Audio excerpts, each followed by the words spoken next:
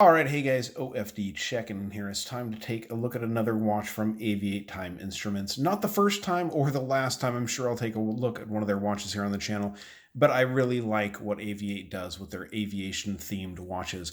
I want to say thank you to Anna for getting this watch out here to the channel to take a look at. So without further ado, let's pop the box open and see what we have here. Now, in its standard AV-8 packaging you guys will expect here, and you guys have gotten really used to seeing, we have this canvas style box with the brown stitching, really nicely done boxes. They always do, but they're simple, so they're putting the money into the watches, not into the boxes.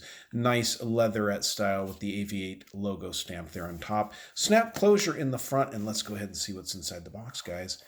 Wow. This is a stunner from AV-8. This is the new Spitfire lineup, guys. These are available today, the 11th, for pre-order. You can actually order these or pre-order these on the AV-8 website, and they'll give you a email or a notification when these are actually available for purchase. So let's go ahead and pull this one out and set the box down. Inside the box, you've got some of your influencer information down there, and I'm sure what we usually have, yes, is a cleaning cloth. And up in the top, we've got the simple, styrofoam here with the AV-8 logo there in the top of the box.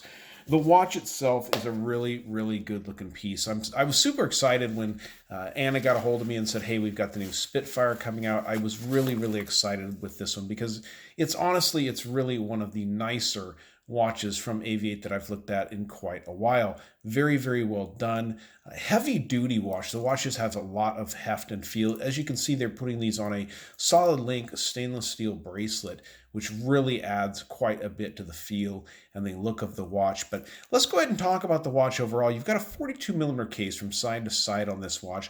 Comes in just under 50. I measured 49.7 lug tip to lug tip, so that's a good size. Slightly over 13mm of thickness to the top of that domed sapphire crystal on the watch, and it employs a 22mm lug opening.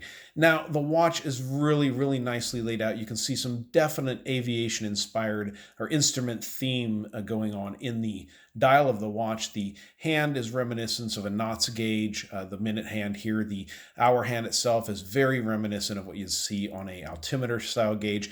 And this is running the Miyota 8218, which is a small second automatic movement. It's a 21 joule movement. It is hand windable, but it is not a hacking movement, unfortunately. But you do get a date complication over there at the 3 o'clock position. Now I'm going to move the hands out of the way so we can actually take a look at the small seconds on the watch. Let's go ahead and move them over to this 150 position here.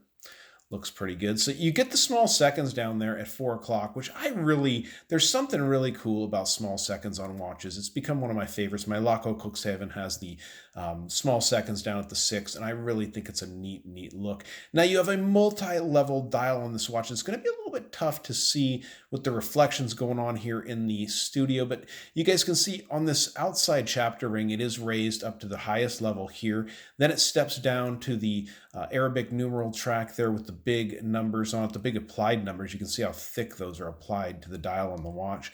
Very nicely done. And then it steps down one more time to the center section of the dial.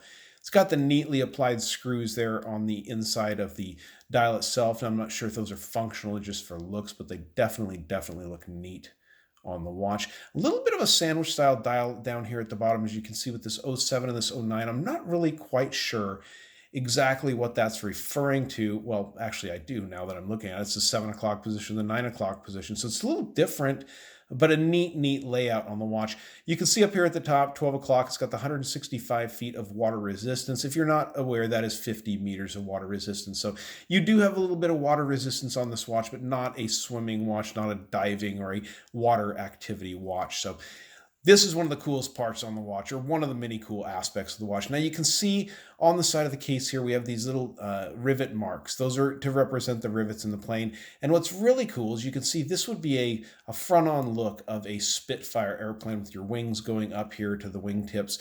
And the crown itself is actually representing the propeller on the plane. So that's just really a neat look. And the rivets are matched on the other side of the case here also as well. You guys can see that there. Done very well. Now, looking at the case back, this is super cool. Now, let's talk about the bracelet really quick. Like I said, solid stainless steel, tapers from 22 down to 18. You've got a safety style clasp here, two push button assembly, solid scissor style, clasp assembly, which is done very well. Now look at the rotor, guys. That is a aerial view, or the top view of the Spitfire aircraft itself. That is the actual rotor itself. It's cut into there, which is done really cool. You've got the little targets on the wings there.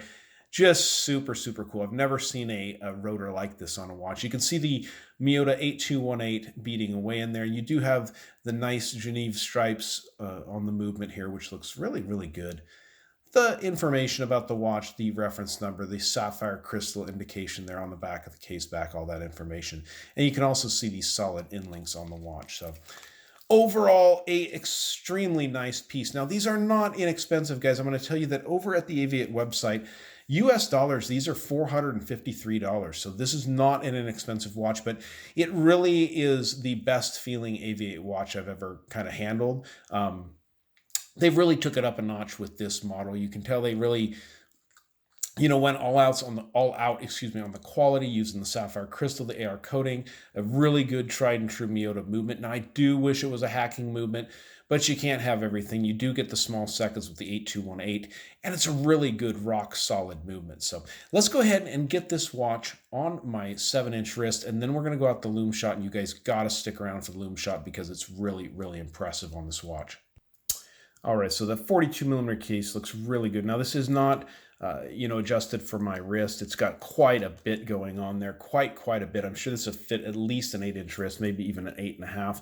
But the 42mm case makes it wear very, very nicely. As you guys can see, sits just about perfectly on my 7-inch wrist. That 50 lug tip to lug tip wears very well. Now, I want to show you guys, it doesn't come just alone like that. You also get, besides the bracelet that comes on the watch, they're providing a leather strap also with the watch, so you can switch that out as you please, and it comes in this kind of neat felt style case, but watch looks really, really good on the wrist. So let's dim the lights, guys, and let's go out that Loom Shot.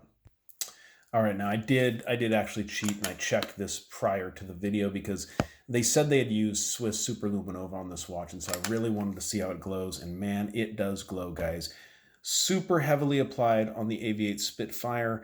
It looks super good. Now, if you don't like this all black case model, go over to the website and see what they have to offer and check out the different models available. Now, like I said, probably one of the nicest AV-8s I've ever looked at here on the channel, and definitely one of the most expensive watches at $453 US.